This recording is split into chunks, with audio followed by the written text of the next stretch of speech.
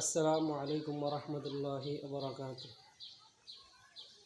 সম্মানিত দর্শকবৃন্দ, আপনাদের সবাইকে দুরুস আল হায়া পক্ষ থেকে অভিনন্দন।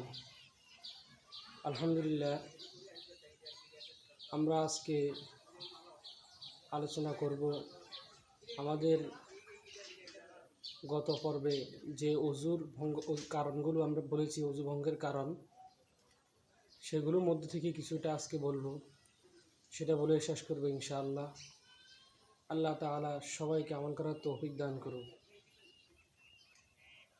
অজু ভঙ্গের কারণসমূহের মধ্যে আরেকটি কারণ হলো শরীরের কোনো জায়গা হইতে যদি কোনো রক্ত বাইর হয়, পুজ অথবা পানি বাইর হয়, তাহলে অজু ভেঙে যাবে। এক্ষেত্রে ইমাম শাফি রহমতুল্লাহ আলাইহি বলেন যে রক্ত বের হলে অজু ভাঙবে না।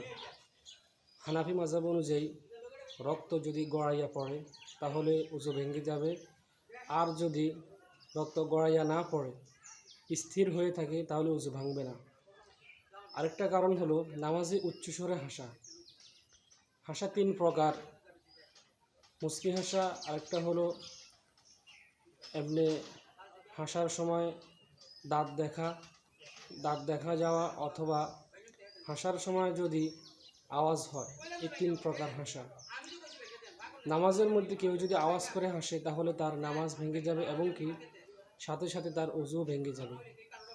আর যদি সে এমনি হাসে, শুধু দাঁত দেখা যায় আর আওয়াজ না হয়, তাহলে নামাজ ভেঙে যাবে।